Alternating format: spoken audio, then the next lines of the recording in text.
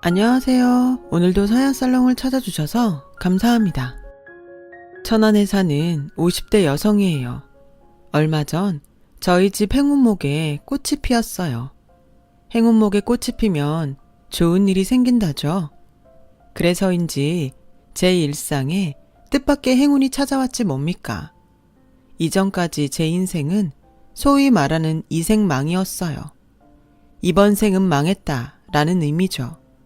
그런데 글쎄 50이 넘은 지금에 끝난 줄 알았던 제 인생에 꽃이 활짝 핀 거예요. 30년 가까이 주변 사람들과 연락을 끊고 살았던지라 어디 자랑할 데도 없어서 이렇게 사연을 보내게 됐어요. 저는 아들 귀한 집 셋째 딸이에요. 위로는 언니가 둘, 밑으로는 어렵게 얻은 남동생이 하나 있어요. 사람은 태어나면서부터 자신의 자리를 가지고 태어난다는데 저에겐 그 말이 비껴갔나 봐요. 원치 않았던 딸 자식이 많아서 그런가 첫째도 아니고 둘째도 아닌 셋째인 저는 가족들의 관심을 받지 못했어요. 집안 어른들도 제 이름을 기억하는 사람이 없을 정도였죠. 네가 영철이냐 셋째냐 넷째냐? 이름이 뭐였더라? 경순이? 아니지, 정순이던가? 뭐더라? 뭐였는데? 대략 이런 식이었어요. 제가 정은이라고 말씀드려도 결국은 얘 아니면 너로 부르시더군요. 아니, 제대로 불러주지도 않을 거면서 이름은 뭐하러 물어본대요. 사람 괜히 서운하게 말이에요. 집안에서 관심받지 못하던 저는 밖에서도 투명인간 같았어요.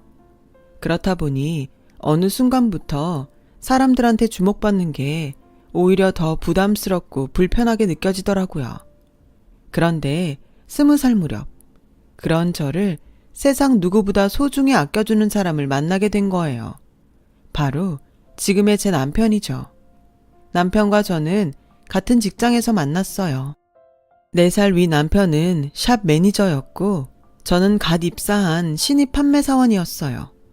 사회생활이 처음이라 모든 게 낯설고 미숙해서 실수도 많았던 저를 남편이 곁에서 많이 도와주었어요. 그런데 그 친절이 마냥 좋은 것만은 아니었어요. 왜냐고요? 좀 불편한 구석이 있었거든요. 남편은 처음 본 그날부터 줄곧 제게 마치 최면을 거는 것처럼 정은 씨 남편감은 바로 나야 라고 헛소리를 해댔거든요. 처음엔 그 말을 듣고 이 사람 머리가 돈 게 아닐까 생각했죠. 그런데 자주 그 말을 듣다 보니까 어느 순간 나 이러다 정말 이 남자랑 결혼하게 되는 게 아닐까 하는 생각을 하게 되더라고요. 지금 생각해보면 미친 짓이었지만요. 나중에 물어보니 남편은 처음부터 제가 자기 마음에 쏙 들었대요. 그래서 다른 남자 직원들이 채가지 못하게 미리 바리케이트를 친 거고요. 무모한 것 같았던 남편의 그런 노력은 얼마 뒤 빛을 발하게 되었어요. 고작 20살에 남자를 한 번도 사귀어 본 적 없던 저는 남편이 베푸는 일방적인 호의에 무방비 상태였어요. 넉넉하지 않은 집안에서 형제들에 치여서 사소한 것도 제대로 누려보지 못한 저로서는 특히나 더 그랬죠. 편의점에서 파는 슬러시도 남편 덕에 처음 먹어봤고 KFC에서 파는 주먹만한 비스켓도 남편이 사줘서 처음 먹어봤어요. 노래방도 그렇고요. 당시 서울의 노래방은 성신여대에 1호점이 생기고 이후 신촌 독수리 빌딩 근처에 2호점이 생겼는데 다행히 저희가 일하던 매장이 이대에 있어서 오픈날 남편 손에 이끌려 노래방에 가보게 되었어요. 난생 처음 보는 신문물을 경험하러 온 사람들로 노래방 안은 인산인해였죠. 초창기 노래방은 500원짜리 동전을 넣고 한 곡씩 부르는 시스템이었어요. 요즘 유행하는 코인 노래방처럼요. 지금처럼 푹신한 소파도 아닌 다리 긴 목욕탕 의자에 앉아서 노래를 불렀더랬죠. 남편은 당시 유행하던 이범학의 이별 아닌 이별을 멋지게 불러 제꼈어요. 평소와 다른 남편의 모습에 살짝 놀란 저는 남편이 노래를 부르는 모습을 보곤 반하고 말았죠. 이날을 위해 휴일까지 바꿔가며 저와 노래방을 찾았던 남편은 작정한 듯 연달아 5곡이나 불렀어요. 그리곤 노래를 너무 불러 목이 마르다며 근처 호프집으로 저를 데려갔죠. 근처 연대생들이 주로 오는 곳이라 과 점퍼를 입은 학생들이 많았어요. 그 사이에 자리를 잡고 앉은 우리는 대학생들의 대화 속에 흘러나온 MT며 과대, 레포트 같은 용어들에 잔뜩 주눅이 들었던 기억이 나네요. 둘 다 고등학교를 졸업하고 바로 사회생활을 시작했던 터라 비슷한 또래들이 즐기는 캠퍼스 생활이 내심 부럽고 셈이 났거든요. 그 열등감 때문에 술에 더 취했는지 모르겠네요. 그날 남편은 술이 잔뜩 취해서 몸도 가누지 못했어요. 날은 춥고 술에 취한 남편은 무겁고 이러지도 저러지도 못하던 저는 생각도 못해 근처 여관으로 남편을 끌고 갔어요. 술에 취한 남편을 눕혀놓고 바로 나올 생각이었죠. 그런데 침대에 눕히고 돌아서려는데 남편이 저를 불러 세우지 않겠어요? 아니, 무슨 여자가 겁도 없이 남자랑 여관을 들어와? 정은 씨, 그렇게 안 봤는데 까졌네? 원래 이런 사람이었어? 남편 말에 억울했던 저는 필사적으로 손사래를 치며 항변했어요. 그게 아니라 매니저님이 취해서 몸도 못 가누고 집도 모르는데 어떡해요. 그렇다고 우리 집에 데려갈 수도 없고 그리고 나 아무 짓도 안 했어요. 그냥 눕혀놓고 나가려던 참이에요. 그러자 남편은 억울한 마음에 울상이 된 저를 향해 심각한 표정을 짓더니 에이, 이렇게 된 이상 어쩔 수 없네. 이참에 둘이 사귀는 수밖에. 네? 그게 무슨 말도 안 되는 소리예요. 내가 왜 매니저님이랑 사귀어요. 싫어요. 전 매니저님처럼 여자한테 예쁜 남자는 딱 질색이라고요. 그러니까 그런 소리 말아요. 그러자 남편은 정색을 하며 말했어요. 아니, 누가 예쁜 남자라는 거야? 내가 얼마나 한결같은 남잔데? 나처럼 일편단심인 사람이 어딨다고. 나 정은 씨 말고 눈길 준 사람 없어. 못 믿겠으면 매장 가서 사람들한테 다 물어봐. 오늘만 해도 그래. 내가 정은 씨랑 만나러 나오려고 몇 명한테나 휴무 바꿔달라고 부탁했는지 알아? 자그마치 3명이야. 그런 정성도 모르고 어떻게 그러냐? 난 처음부터 정은 씨 하나만 봤어. 한눈에 내 짝이라고 생각했거든. 이건 농담 아니고 진심이야. 정은 씨, 그러지 말고 나랑 사귀자. 응? 지금 같으면 여들의 삶은 호박에 이도 안 들어갈 소리 같겠지만 그땐 어리고 순진해서 그 말에 넘어가고 말았어요. 나 좋다는 사람 정성을 생각해서라도 한번 만나보고 결정하자 싶었거든요. 그래서 남편과의 연애를 시작했어요. 남편이 직장 매니저다 보니 일적으로 많이 덕을 보게 되었어요. 저 편한 날에 휴무도 잡아주고 영업 외에 까대기 일도 빠질 수 있었죠. 그렇게 2년 넘게 비밀 사내 연애를 하던 우리는 남편이 다른 매장으로 스카우트 되면서 위기를 맞았어요. 눈에서 멀어지면 마음에서 멀어진다고 회사를 옮기고부터는 남편은 연락도 뜸하고 전처럼 살갑지 않았거든요. 그래서 이 남자가 나한테 벌써 질렸나 했는데 글쎄 느닷없이 프로포즈를 하지 뭐예요. 정은 씨도 알다시피 내가 형제가 좀 많아. 5남매 중 장남이거든. 시골에서 농사 짓고 계신 부모님의 줄줄이 달린 동생들까지 다 내가 책임져야 하는 식구들이야. 사실 부모님이 내 결혼을 서두르셔. 아무래도 내가 빨리 결혼해서 자리를 잡아야 장남 몫을 제대로 할 테니까. 그래서 정말 고민 많이 했어. 내 주제에 정은 씨한테 이런 말 해도 되나 싶어서 말이야. 근데 아무리 생각해도 다른 사람이랑 결혼하는 건 도저히 못하겠어. 난 정은 씨 아니면 안 되거든. 그래서 말인데 염치 없는 소린 건 알지만 나랑 결혼해 줄래? 저 역시 형제 많은 집에서 자라 첫째의 고충은 익히 알고 있었어요. 저희 큰언니만 해도 살림 미천이라 불리며 집안에서 온갖 희생을 강요당하며 자랐거든요. 하물며 장남인 남편은 오죽했겠어요. 그 무게를 혼자 짊어지고 살았으니 불쌍한 사람이었죠. 의류 매장에서 일하면서도 정작 자신은 변변한 옷 하나 사입는 걸 본 적이 없을 정도로 남편은 본인한테 쓰는 걸 아까워하는 사람이었어요. 툭하면 시골집에서 걸려오는 돈 부탁 전화에 난감해하던 것도 한두 번이 아니었고요. 이직을 하게 된 가장 큰 이유도 바로 돈 때문이었어요. 남편은 시골에 계신 어머님 병원비를 마련하기 위해 배신자 소리를 들어가며 경쟁업체로 이직을 한 거였으니까요. 인기 만점 매니저에서 하루아침에 역적이 되면서까지 장남의 무게에 눌려 사는 남편이 안쓰러웠어요. 저라도 이 사람이 어깨에 짊어진 짐을 나눠지고 싶을 정도로요. 그래서 남편의 프로포즈에 덜컥 승낙을 하고 만 거예요. 며칠 뒤 집에 결혼할 사람이 있다고 말씀드렸더니 부모님께선 버럭 화를 내시더라고요. 누나가 돼서는 남동생 대학 등록금 벌 생각은 않고 결혼 타령이냐고요. 그렇게 결혼하고 싶으면 네가 벌어서 결혼을 하든 말든 알아서 하라더군요. 그 말이 어찌나 서운하던지.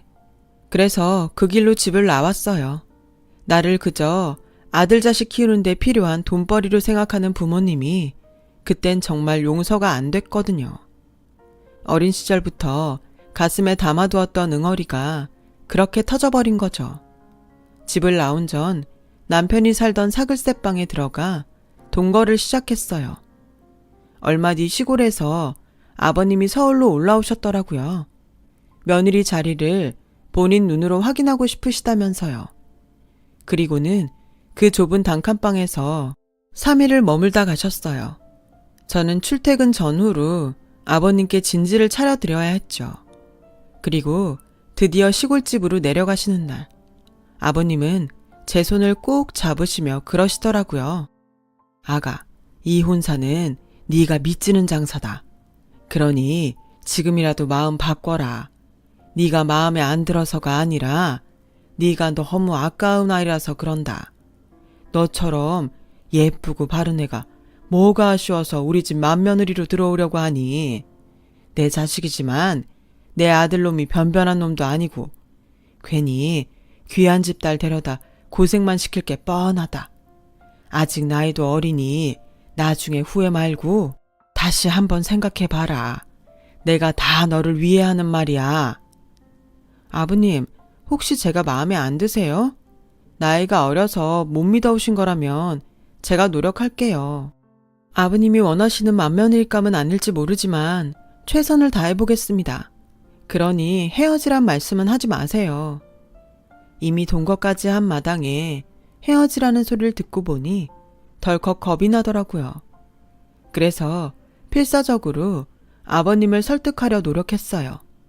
그런 노력에 아버님도 결혼을 허락해 주셨고, 아버님이 시골집으로 내려가신 이후 본격적으로 결혼 준비를 시작하게 됐어요. 결혼식은 본가에 내려가 하기로 했고, 신혼집은 남편이 살던 사글세방에 차리기로 했어요. 혼수는 필요한 가전제품 몇 개 들여놓고 이부자리를 새 걸로 바꾸는 정도였어요. 아버님께서 예단은 필요 없다고 하셔서 남대문 시장에 들러 시부모님 한복만 준비했죠. 결혼식이 임박하도록 저희 친정에서는 여전히 제 결혼을 반대했어요. 사실 반대가 아닌 방관에 가까웠죠. 남동생이 고3이라 대입학력고사를 준비하고 있어서 부모님은 애 공부에 방해된다고 집에도 오지 말라고 하셨거든요. 결국 친정 부모님한테 제대로 결혼 허락도 못 받은 채 식을 올리게 되었어요.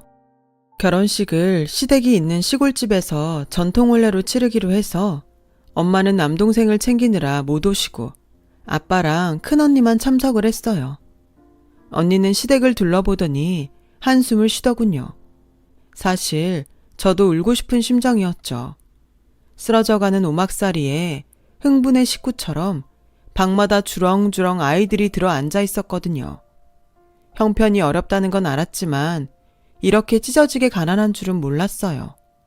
하지만 그보다 더 놀랐던 건 남편의 형제들이었어요.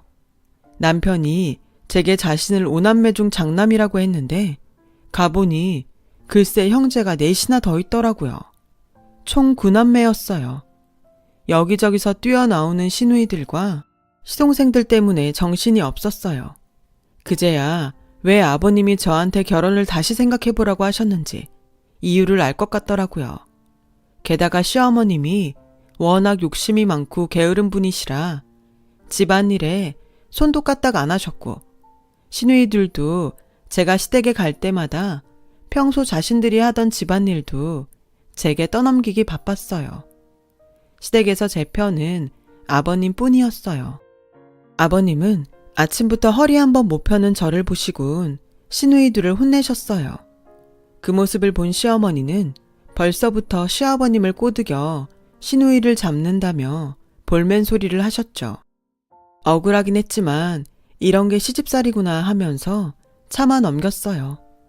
그 후로 30년 가깝게 형제 많은 집 맏며느리로 살아오면서 결혼 이듬해 세상을 떠나신 시어머니 대신 그 많은 시누이들과 시동생 시집 장가를 보냈지만 형제들 누구 하나 저에게 버선 한 짝 사주는 사람이 없었어요. 의례 맏며느리가 해야 할 몫인 것처럼 받아들이는 분위기였죠. 처음부터 바라고 한 일은 아니었지만 고맙다는 말 한마디 안 하는 모습에 점점 정이 떨어졌어요. 그런데 그 정점을 찍는 일이 벌어지고 만 거예요. 아버님이 밭일을 하시다 중풍으로 쓰러지시자 형제들이 하나같이 아버님 수발을 제게 떠넘기지 뭐예요. 그간 아버님과의 정을 생각해서라도 제가 병수발을 들 생각이었지만 그래도 엄연히 자신들 부모인데 피 한 방울 안 섞인 저한테 당연한 듯 떠넘기는 건 말이 안 되죠. 그래서 다들 모인 자리에서 한마디를 했더니 글쎄 언니 솔직히 언니가 우리 집에 와서 한 게 뭐 있다고 그래요? 큰오빠랑 언닌 서울에 산다는 핑계로 명절이나 제사 때나 집에 왔었지. 언제 시집살이라도 한 번 한 적 있어요? 언니처럼 편하게 살아온 여자가 또 어디 있다고 생색은? 누가 보면 언니가 우리 식구 먹여 살린 줄 알겠네요. 둘째 시누이가 눈을 흘기며 그러더군요. 맞아요. 저는 그동안 서울에서 사느라 시골에 계신 시아버님을 제대로 돌봐드린 적이 없어요. 옷가게 운영하며 집안 살림하는 것도 힘든데 본가를 떠나 서울로 올라온 8이나 되는 시동생들까지 챙기느라 여력이 없었거든요. 자기도 결혼 전까지 우리 집에서 5년을 살아놓곤 저런 소리를 하네요. 그때였죠. 철없는 막내 시동생이 킬킬대며 그러더라고요. 그러니까 처음부터 은숙 누나랑 결혼했으면 좋았잖아? 그 누난 집도 부자라서 이럴 때 아빠 간병인도 턱턱 붙여줬을 텐데. 형, 이제라도 형수 버리고 은숙 누나랑 재혼하지 그래? 그 누나 혼자라던데? 막내 시동생의 철없는 말에 집안에 정적이 감돌았어요. 그런데 이상한 건 남편의 눈빛이 미묘하게 떨리더란 거예요. 마치 뭔가 감추고 있는 사람처럼요. 수십 년을 한 입을 덮고 산 제가 그걸 놓칠 리 없었죠. 그 일이 있고 며칠 뒤 저는 아버님 병상에 간병인을 붙여놓고 남편의 뒤를 밟았어요. 그날은 남편이 친구들과 골프 약속이 있다던 날이었어요. 수원에 있는 골프장에 간다던 남편은 아침 일찍 집을 나서서는 춘천으로 향했어요. 그리고 춘천역 주차장에 차를 세우곤 2층 플랫폼으로 향했어요. 뒤따라 계단을 오르려는 그때 남편이 웬 여자의 어깨에 팔을 두른 채 다정히 내려오고 있지 뭐예요. 순간 숨이 턱 막히는 게 다리에 힘이 쭉 빠지더라고요. 꿈에도 생각하지 못했던 남편의 외도에 그간 살아온 시간들이 쓰레기통에 처박히는 기분이 들었어요. 하지만 이대로 허탈감에 빠져 있을 수만은 없었어요. 그래서 휴대폰을 꺼내 동영상 모드를 눌렀어요. 그날 남편은 그 여자와 함께 천평대 밀대를 돌며 연인들처럼 데이트를 즐기더군요. 그리고는 시내 닭갈비집에 들러 늦은 점심을 먹곤 인적 드문 곳에 위치한 모텔에 들어갔어요. 하루 종일 저를 태우고 남편의 뒤를 밟아주었던 택시 기사님은 이참에 안까지 쫓아 들어가 증거를 잡자며 마치 자신의 일처럼 나서주었어요. 하지만 그러고 싶지 않더라고요.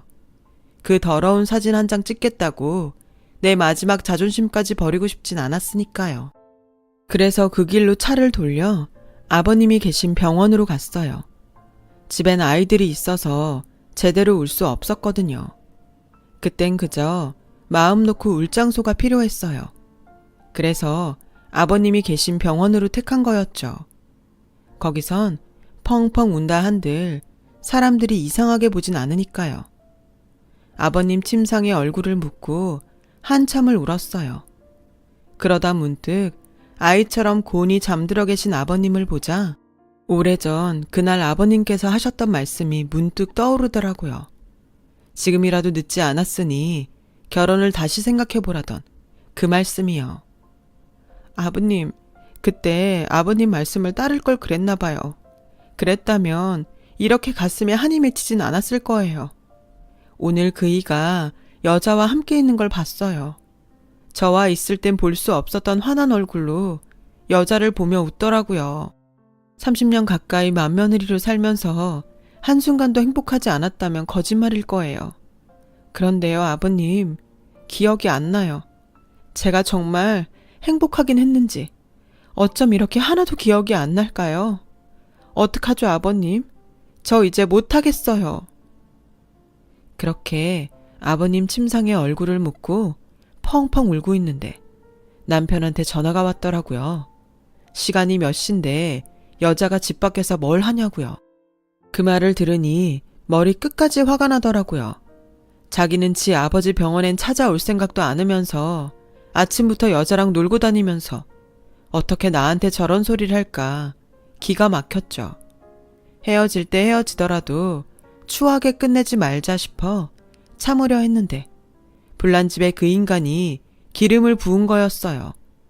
그래서 전화를 끊고는 바로 업체를 수소문해서 남편과 아까 그 여자에 대해 알아봐 달라고 했어요. 간통죄도 폐지된 마당에 두 인간을 간통으로 쳐넣을 순 없지만 일단은 증거를 잡아놓고 법적으로 하든 주먹으로 하든 해야 할 것 같아서요. 그리고 보름여 뒤 업체에서 연락이 왔더라고요. 그런데 글쎄 업체에서 알려준 그 여자의 이름이 바로 지난번 막내 시동생이 말했던 그 은숙이란 여자더라고요. 4년 전쯤 남편과 사별하고 혼자 살고 있었어요. 그런데 남편과 다시 만난 시점이 그 여자 남편이 살아있다던 7년 전쯤이더라고요. 둘 다 가정을 둔 상태에 불륜을 저지른 거였죠. 그런데 웃긴 건 이 사실을 몇몇 시동생과 시누이들도 알고 있더란 거예요. 남편 형제들과도 함께 만나 여행도 다니고 했더라고요. 아주 쓰레기 같은 것들이 꼴값을 떨고 있었던 거죠. 그래놓고 지 아빠는 나 몰라라 하고 저한테 떠넘겼다니 정말 인간 같지도 않은 것들이었죠. 그래서 이것들을 불러 결판을 내려 했는데 그때 병원에서 전화가 왔더라고요. 아버님이 위급하시단 얘기를 듣고 저는 정신없이 병원으로 달려갔어요. 병실에 들어가 보니 아버님은 산소호흡기에 의지한 채 거친 숨을 몰아쉬고 계셨어요. 아버님, 저 왔어요. 눈 좀 떠보세요. 제 목소리를 듣자 아버님은 희미하게 눈을 뜨셨어요. 그리곤 눈물을 주르르 흘리셨죠. 잠시 뒤 아버님 몸이 푹 꺼지더니 그대로 세상을 떠나셨어요. 아버님 손에 얼굴을 묻고 한참을 울고 있는데 뒤늦게 남편과 형제들이 달려왔어요. 시동생과 시누이들은 아버님이 운명하셨다는 얘기를 접하곤 바로 허탈해 하더라고요. 이때까지만 해도 저는 이들이 아버님 임종을 못 지킨 게 안타까워 그러는 줄 알았어요. 그런데 장례식 중에 친척들 얘기를 들어보니 그게 아니었더라고요. 제가 남편의 외도 사실을 알고 아버님 병실을 찾아 울던 그때 아버님은 눈을 감은 채 제 얘기를 듣고 계셨던 모양이에요. 다음 날 당숙을 불러 당신 앞으로 된 땅과 집, 선상까지 제 앞으로 돌려주라고 하셨다더군요. 너무도 완강하게 당부하셔서 뜻을 따르긴 했지만 차후에 자식들이 알고 자신을 원망할까봐 둘째 시동생한테 연락을 했던 모양이에요. 남편을 제외한 형제들은 변호사까지 사서 아버님 재산을 찾아올 방법을 찾고 있었는데 아버님의 동의가 있어야 한다는 말을 듣고 다 같이 만나 병원에 올 계획을 세웠던 모양이에요. 그런데 바로 그 전날 아버님이 세상을 떠나고 마신 거죠. 남편의 형제들이 아쉬워한 건 바로 그 대목이었던 거예요. 정말 인간 같지 않은 괴물들인 거죠. 아버님 장례식이 끝나자 시동생들은 우르르 저희 집으로 몰려왔어요. 영문을 모르는 남편은 제게 무슨 일 있냐고 묻더군요. 그러자 말 많은 둘째 시누이가 저를 보자마자 한 소리 하더라고요. 언니, 그간 곰인 줄 알았더니 완전 여우였네요. 그동안 아빠 구슬려서 재산 빼내려고 병원에 다닌 거였어요? 정신 흐린 노인네를 어떻게 홀렸길래 그 재산을 다 쓱싹 했대요? 어디, 나도 그 재주 좀 배웁시다. 그 말에 남편은 깜짝 놀랐어요. 이 사람이 아버지 재산을 빼내다니 그게 무슨 소리냐? 그러자 둘째 시동생이 거들었어요. 형, 모른 척하지 마. 아버지가 선상까지 몽땅 큰형수한테 줬다는데 형이 그걸 모를 리 있어? 우리 땅 주변에 도로가 생겨서 가격이 몇십 배나 올랐다는데 그거 혼자 먹으려고 쇼하는 거 아니야? 이 녀석이 난 금시초문이야. 그리고 설사 알았다 한들 그게 뭐? 장남이 부모 재산 물려받는 게 뭐가 문제란 거야. 그래서 그것 때문에 다들 달려온 거냐? 그런 거면 다들 돌아가. 그동안 아버지 병수발을 누가 했는데? 다 이 사람이 혼자 했어. 니들은 유산 운운할 자격 없어. 남편은 마치 그 재산이 자기 것이 된 것처럼 신이 나서 떠들어댔어요. 그 말에 순간 발끈하더라고요. 그래서 확실히 하자 싶었죠. 당신이 맞는 말 할 때도 있네. 그래, 아버님 병수발은 내가 다 했지. 그래서 아버님이 전 재산을 나한테 다 물려주신 거고. 근데 당신이 왜 좋아해? 당신 것도 아닌데. 들었잖아, 나한테 주셨다고. 그리고 아가씨, 누가 정신이 흐려요? 아버님이 반신불수긴 하셨어도 정신은 또렷하셨어요. 하긴 아버님이 병원에 입원하신 지가 언젠데 한 번도 찾아뵌 적이 없으니 모르지. 왜? 변호사가 심신미약으로 몰아서 제가 받은 유산 뺏어준다 그래요? 그래서 다들 몰려와서 이 난리를 치는 거냐고요. 근데 소용없어요. 이미 땅 문서엔 제 도장이 찍혔고 난 당신들한테 10원 한 장 줄 생각 없으니까. 그리고 당신도 잘 들어. 거기엔 당신 목도 없어. 첫사랑 못 잊어서 나 몰래 바람까지 핀 주제에 어디서 숟가락을 꼽아? 넌 유책 배우자로 나한테 이혼당할 준비나 제대로 하라고. 그리고 당신이 그토록 사랑한 그 은숙 씨도 소장 받을 준비하라고 해. 내가 위자료 청구 소송할 거니까. 뭘 그렇게 놀라? 내가 모르는 줄 알았니? 인간아, 손바닥으로 하늘을 가려라. 네가 더러운 짓거리 하고 다니는 거 평생 감출 수 있을 줄 알았니? 네 동생들도 다 똑같아. 병든 아버지는 나한테 맡겨두고 지 오빠 불륜너랑 희희낙낙 잘도 놀고 다니더라. 시아버님이 당숙한테 그러셨다더라.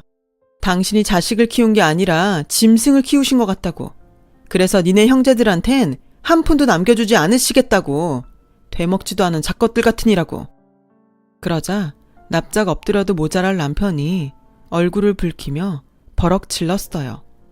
이놈의 여편 내가 미쳤나? 누구 맘대로 네가 내 아버지 재산을 먹어. 그리고 나 은숙이 좀 만났다. 그게 뭐?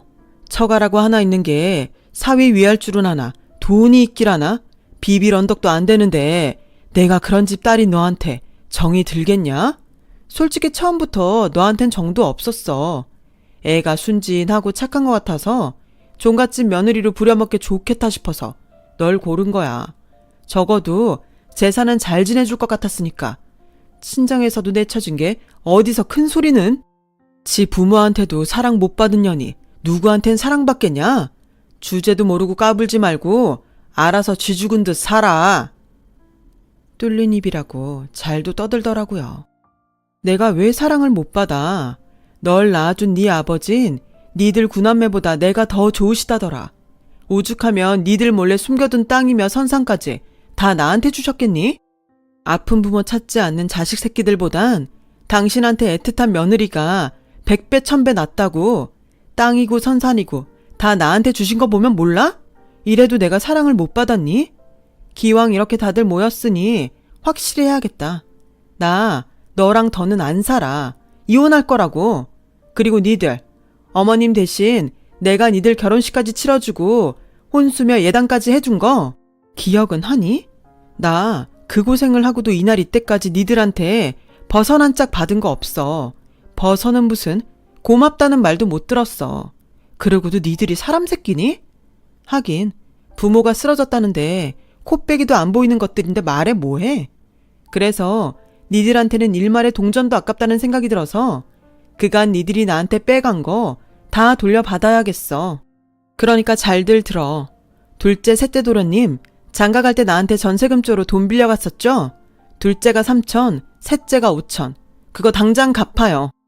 그리고 둘째, 셋째, 다섯째 아가씨는 혼수 준비하면서 가전제품이며 이불 세트, 신혼여행 항공권까지 내 카드로 긁은 거 기억하죠?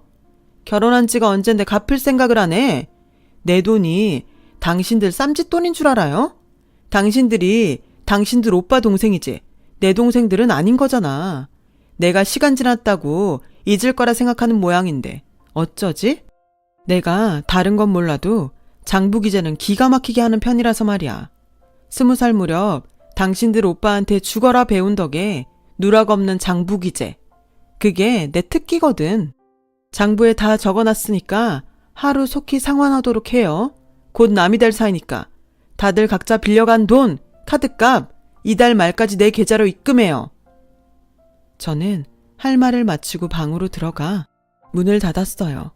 제가 방으로 들어온 뒤에도 거실에서 남편과 형제들이 고성을 지르며 서로들 싸우더라고요. 그러거나 말거나 이젠 저와는 상관없는 인간들이니 알 바 아니죠. 얼마 뒤 저는 남편과 이혼을 했고 아버님이 주신 땅 중 가격이 많이 오른 일부를 팔아서 천안에다 아이들과 살 집을 마련했어요. 남편과 이혼하면서 재산 분할한 것과 남편과 상간녀한테 받은 위자료는 아이들을 위해 묵혀두었고요. 그동안 남편 형제들한테 빌려준 돈과 카드값은 다달이 분할 상환해서 받고 있어요. 남의 돈 쓸 때는 하찮은 돈처럼 생각하더니 갚으려니 그게 얼마나 큰 돈인지 실감이 가는 모양이에요. 매달 제 날짜에 붙이는 적이 없을 정도로 말이죠. 그리고 아버님 제사는 매년 저와 아이들이 지내고 있어요. 누구도 제 아버지 제사를 지내겠다는 인간들이 없었거든요. 차라리 잘 됐죠. 이렇게라도 감사한 마음을 전할 수 있게 됐으니까요. 한때는 내가 내 가족한테 사랑받지 못해서 타인에게도 사랑받지 못한 게 아닐까 생각했던 적도 있어요. 그런데 시간이 지나고 보니 원인은 내 자신이 나를 사랑하지 않았기 때문인 것 같더라고요. 그래서 앞으론 나 스스로 나를 사랑해 보려고 해요. 그래야 배신당하거나 후회할 일도 없을 테니까요. 제 사연을 들어주셔서 감사합니다. 여러분은 스스로 이미 다 훌륭한 분들이에요. 하루하루 행복하실 자격이 있는 분들이죠. 오늘도 행복하시고 늘 건강하세요. 여러분, 사연 댓글에 응원과 현명한 조언 부탁드려요. 좋아요와 구독은 저에게 큰 힘이 됩니다. 오늘도 좋은 일 가득하세요.